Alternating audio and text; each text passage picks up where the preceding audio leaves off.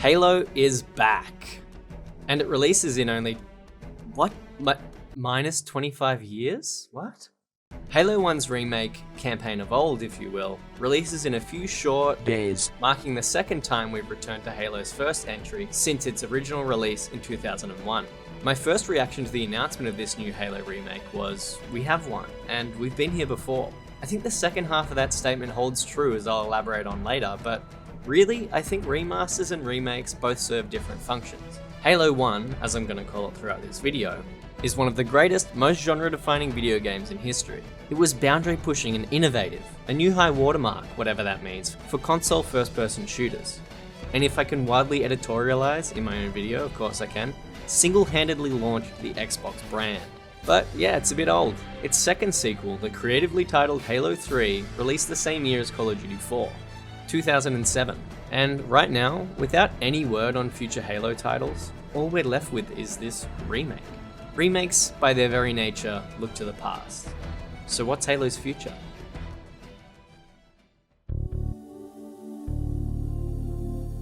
There are multiple ways that developers and publishers revisit older entries in video game franchises. For the sake of this video, I want to focus on and define two res, remaster and remake, of which Halo 1 will soon have both.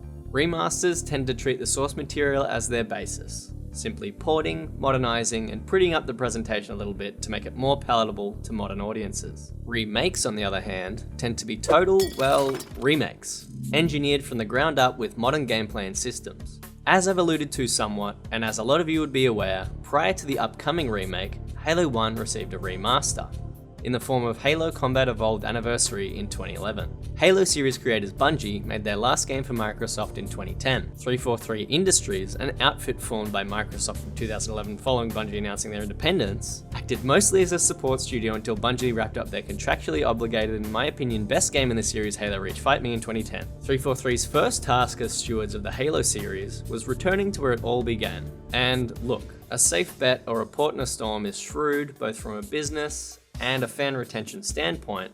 This was supposed to reassure fans that Halo's future was in safe hands, and it was a mixed bag. Being based directly on the original game, all the animations are the same, with just updated or ported models pasted over the top. Really, I think this is my only lasting gripe with the remaster, the style of the new graphics. I think 343, Saber, and the other support studios missed a trick in recreating Halo 1's atmosphere, and the presentation you're left with in the Anniversary graphics mode is far too bright for my tastes. But what they achieved technically was a marvel and honestly genius. You weren't just playing a remastered version of Halo 1 with updated Anniversary graphics, you were technically playing two versions of the game at the same time. You could plop yourself in your favourite area and press this button we unks used to call back. Wait a few seconds and bam, you're back in 2001. It was quite literally the best of both worlds. But of the two worlds, the original has continued to age like a fine wine, while the remasters age like shit. Every Bungie game has strong art direction that I think truly elevates their presentation beyond technical limitations, of which Halo 1 has many. Add different 2011 flavor of the month icing to that, and suddenly your Fruitiger Aero cake looks a little bit Eiffel 65. I do think the Anniversary graphics have their charm. They're older now than They're older now than Halo 1 was when Anniversary launched. Oh Jesus. But when you've got a remaster where everyone prefers the original look, is that considered a failure? Lukewarm as I may be on CE Anniversary for the Xbox 360, 343 gave it another shot with the release of Halo the Master Chief Collection in 2014. I don't really want to bring Halo 2 Anniversary into the conversation, but without it, I don't think we'd have MCC. And Halo 2 Anniversary basically improved on all the pains from CE Anniversary. The second time around, 343 really got this one right. But let me refocus here. MCC released in 2014, and it was one of the worst launches in gaming history. Wait, what? Yeah, look, you can't expect 343 to release a game and it not go sideways in at least some regard. In their defense, the technical feat of taping 4 Halo games together wouldn't have been an easy one. And much like the concept of a dual game engine graphics toggle on a machine with 512 megabytes of RAM, it didn't seem possible. Things got a lot better, which I'll get back to in a moment, but you couldn't even do campaign co-op, let alone online multiplayer, without several issues. Back in CE Anniversary, this second release had an instant graphics toggle, Yeah, it still toggles between one desirable look and one less desirable look, but the audio actually now toggles along with the graphics, something I hadn't mentioned until now. But I find the anniversary sounds overly aggressive and the old sounds classically classic-y, so obviously I like the old ones more. MCC also includes multiplayer components for each game that, again, launch like crap, but these days allow players to return to these titles with relatively little friction. From 2019 onwards, the live service portion of MCC's life was something of a second chance for the collection, as it came to PC and actually added 2 further Halo titles to the mix not long after. As always, there's a dark side to live service gaming, in that money and profit will be the priority for the people running the show. Hence, battle passes, skins, and now the threat that perhaps this collection is also doomed to time. Along with apparently the entire concept of physical media, the upside of it all coming to PC is that preservation, even in the face of termination, is much more possible than on console. There's even an active modding scene, keeping Halo alive in the hands of its fans. But this collection of old games is, in the golden age of live service slop, no longer guaranteed to be meaningfully present for the foreseeable future. I have no doubt that in a worst case scenario of Microsoft, Xbox, and 343 Halo Studios pulling the plug, the community would pick up the pieces. CE Anniversary and MCC only really addressed the first part of 343's tenure with the series, which, might I add, has now run for longer than Bungie's ever did. And Campaign Evolved marks this company's rebrand to Halo Studios. So, what's next for Halo? Well, let's see here. No, that can't be right. You've handed me the wrong... Stop me if you've heard this one before. 343, sorry. Halo Studios has prepared a new version of Halo 1 that has improved graphics, assets ported from the most recent Halo title, weapon and player skins, and is campaign only. Is that you boo? Why you boo? If they want to convince me Halo Studios is fundamentally different from the same 343 we've had at the helm for the past 15 years, they're going to need to try harder. Halo has no current flagship title actively supported. Just an all-told disappointing entry that was unceremoniously put on life support 1 short month after Halo Studios publicly rebranded. Campaign Evolved will mark Halo's first time on PlayStation, Xbox's direct bloody competitor and mortal enemy.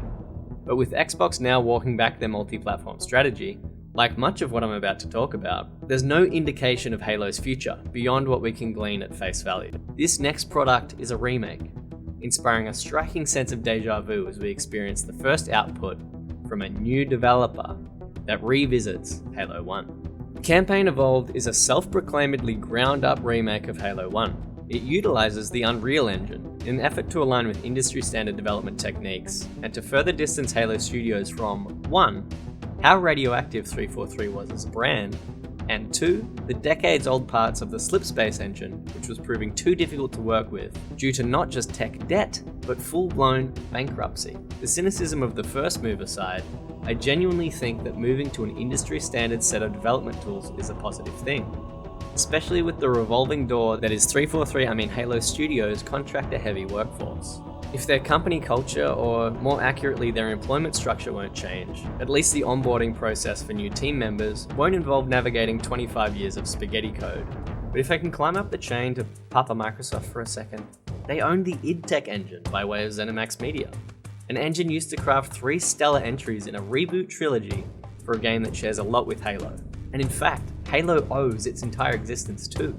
The original Doom game literally created the first-person shooter genre in 1993. And 30 years later, 3 Doom reboots sit as some of the best first-person shooters released in the past decade. To not leverage the technology in your own back pocket, a game engine practically made for Halo, but to instead, in fact, gut the company that created not just the engine, but the entire genre which your flagship franchise occupies, is a generational fumble. Oh, and despite using Unreal Engine 5, it turns out what they've done is port over large chunks of, look at that, 2010's Halo Reach, to drive everything from the enemy behavior systems to the animations. I would have called this lazy in 2011 and my brain wasn't even formed yet. Speaking of Halo Reach, I've been a bit concerned about the Sandbox being bloated, with too many weapons from later entries brought forward to this remake. And it's making me wonder how the nigh inevitable Halo 2 and 3 remakes will differentiate their own sandboxes meaningfully from Halo Kitchen Sink over here. But look, I'd like to at least praise one absolute layup of an inclusion. Using the energy sword and driving the Wraith in Halo CE was the power fantasy, and it wouldn't be realised until Halo 2. So it makes sense, and it feels right to have those included. I feel less great about vehicle boarding and rocket launcher lock-on coming forward from Halo 2, and you're really going to rob Halo 2 of introducing the beam rifle, the SMG, the battle rifle, and the brute plasma rifle, and Halo 3 introducing the spiker.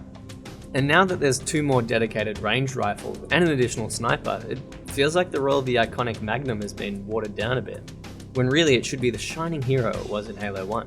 Look, maybe it is a good thing that we get a bit of a break from the Magnum every now and again. Variety is the spice of life, after all. But do you want to know the most baffling thing? So there's 3 new prequel missions being included in this remake. A very cool thing and a welcome addition where 343 would usually leave content behind or something, not like Halo Studios ever will. So new missions, and ahead of release, we've seen a brand new cutscene that reveals a new weapon, making a massive deal about it being in the game. Close-ups of its special case that the fan-favorite character carries it inside, in this big reveal type of way. Oh, there he is with the weapon. Bet you can't wait to get your hands on it. Only, to lock players out of using it altogether. You can excuse the energy sword being out of reach in Halo 1 for many reasons. And hey, that need would be satisfied in the sequel, which builds upon the first one. But not allowing players to use the stanchion has to be one of the most ironic ways to remake Halo 1, by echoing the very thing you'd already fixed incidentally in your big, beautiful, bloated sandbox, with a bafflingly glaring omission. And this cutscene just rubs salt in the wound. The scattershot, unfocused sandbox leaves very little for the eventual Halo 2 and 3 remakes to define their sandboxes by, save for Halo 2's introduction of dual wielding and Halo 3's equipment to be their defining features. I suppose that's Halo Studios' way of unifying these 3 games, but to me it stands to make each one more bland and homogenized. I don't mind the idea of adding more weapons to the sandbox, but it feels like you're kind of robbing Halo 2 and 3 of the potential impact they could have if they had more opportunity to introduce their unique weapons and sandbox. And I get that you ported a lot from Halo Reach, but could we not have done a carbine instead of the needle rifle? Reach is my favourite game, and even I know the needle rifle doesn't need to be here. What exactly happens when you introduce the carbine in Halo 2's remake? Do you get rid of the needle rifle? While we're on the topic of weapons, lots of the audio sounds really nicely updated. The Magnum and the assault rifle spring immediately to mind. They're clearly based on the original sounds in some way, but tastefully modernized. But then we have the sniper, which looks pretty good. Sounds like this. Just so incredibly generic. The original had this eerie echo and a long smoky trail as it shot. The shotgun has been similarly military realismified. Hey, what are these guys doing here? There are a few Bungie-era Halo purist talking points that I don't really care about. I don't care that the plasma pistol looks wrong. I'm sick of fighting that battle. I don't care about the 36-round magazine on the AR. I don't care about sprint. I said I don't care about sprint. I don't care about sprint! While not the progenitor of sprint and first-person shooters, it's safe to say the cultural impact of Call of Duty 4 really cemented sprinting as a must-have feature of the genre in 2007. And it's become something Halo's been chasing since my favourite game, Halo Reach, in 2010, which is a lie, because it almost made it into Halo 2. I think 343 and now Halo Studios have fundamentally never understood what makes Halo Halo, and why sprint shouldn't be included. I've got a bit of gameplay up on the screen. On the left is me, on the right is pre-release footage of the new remake. Sprint, as you can see, changes the pace of not just the combat, but your relationship with the entire space around you. Halo 1 has this quiet, eerie atmosphere when nothing's going on, and yeah, it might feel slow to modern players, but it really cements the idea that we're on an alien world. We don't belong here. It's set inside a bloody wedding ring, for fuck's sake. It also establishes Master Chief as a walking tank of an absolute unit, who doesn't need to Johnny run rings wherever he goes.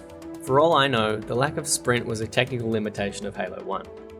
We don't want the player moving too fast in key areas, but speculative technical limitations aside, these digital worlds were created around the cadence of walking.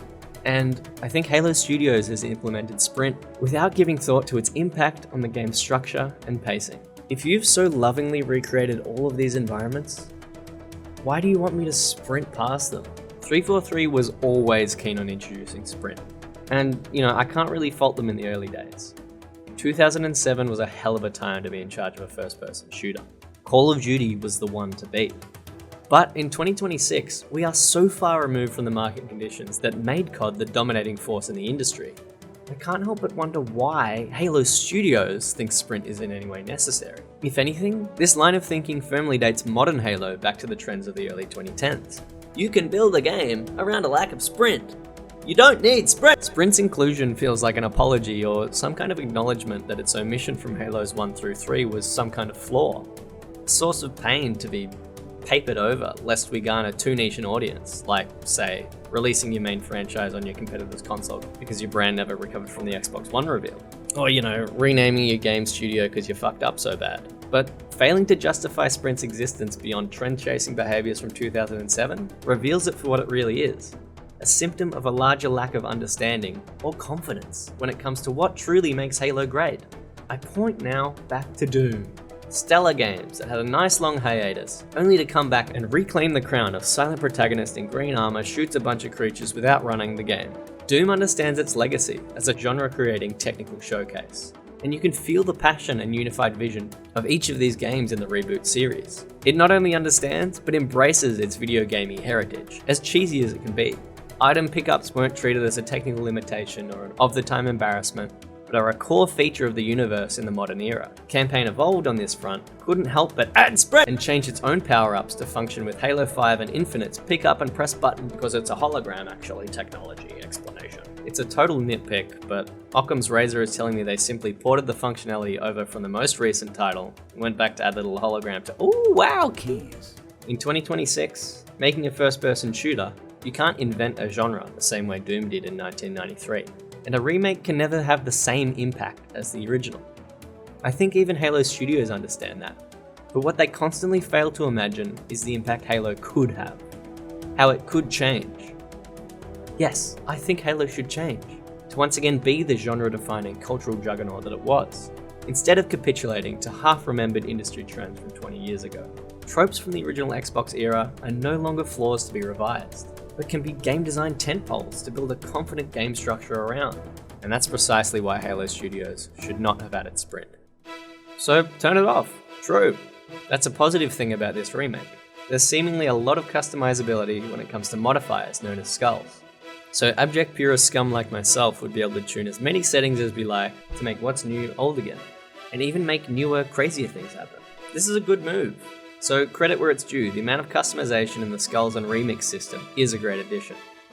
That plus the 3 bonus missions makes it feel like there's some new content where the old 343 would have left a dearth. But a lack of multiplayer means this game's legs are only as long as a run or two through its campaign for most players who aren't hardcore fans. And I have a feeling I'll have a hard time prying my non-Halo fanatic friends away from a $30 Black Ops re-release port and the upcoming $130 GTA 6 to pay $90 for a campaign from 2001. Oh, speaking of money, FOMO. Monetization practices in this industry are foul at the moment.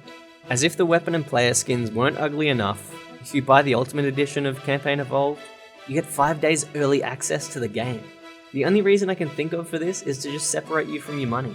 And hey, if that don't get you, check out this base edition pre-order bonus. That's right, it's the same Master Chief from 2001, just missing the baked-in reflections of Chief's pigs? What are those? But that's not all, because if you act now, we'll throw in this fucking shit absolutely free. That's right, absolutely free. Old Master Chief skin, fugly gold one, all for the low price of $89.99. Yes, that's full price up front. Plus, access to 2 exclusive ways to dress your dolly.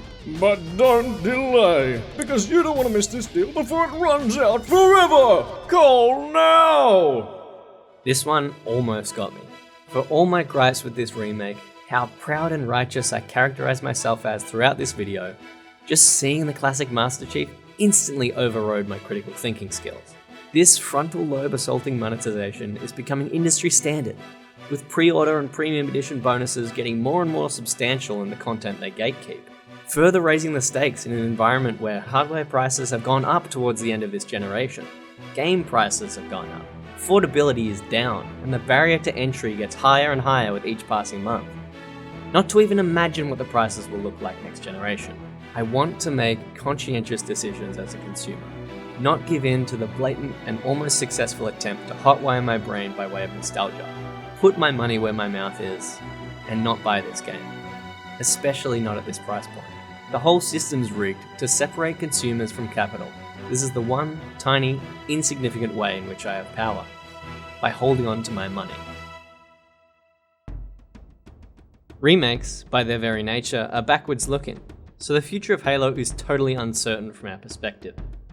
But hindsight is quite revealing in truth. So let's look back, all the way to the beginning of Halo Studios. In October 2024, 1 month prior to Halo Infinite's untimely coma, and a full year before Campaign Evolved's reveal, then 343 released a video called A New Dawn, reaffirming their commitment to getting Halo right. I said getting Halo right. They did so by showing off several Unreal Engine renders of iconic and remixed Halo visual motifs. Everything shown was, by the company's own stipulation, concept art, but they hoped it could act as a form of incubation for what's next for Halo. I don't know what came first, remaking Halo 1 aesthetics or wanting to make a remake of Halo 1. Either way, it was pretty obvious what they were up to. What's shown is generally fine, I'd say, if a bit generic. None of it particularly screams Halo to me, but it's very high fidelity, very Unreal Engine. It's not so much what's shown that's so telling about how little the new same different old studio understands Halo and its legacy, but what's said 1 month before killing their flagship title, 17 years into their involvement with the series, a camera pans over Bungie's Halo titles, and their titles alone, not the past 15 years of titles that 343 was involved with. And they rip this zinger.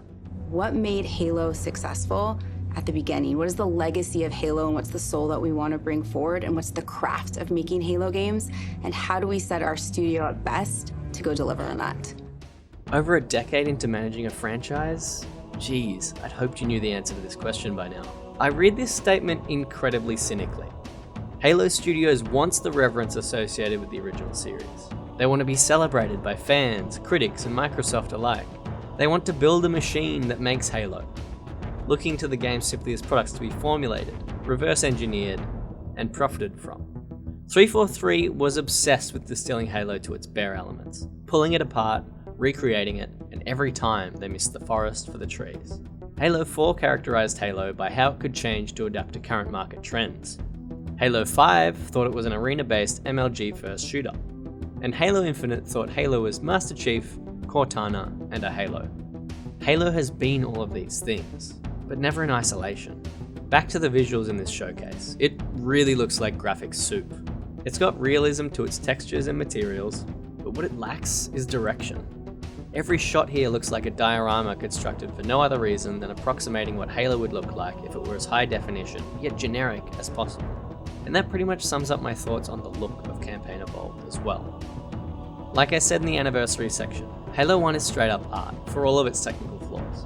Campaign Evolved is a glorified tech demo, being sold for more than I care to pay for it. The original Halo franchise was a graphics showcase.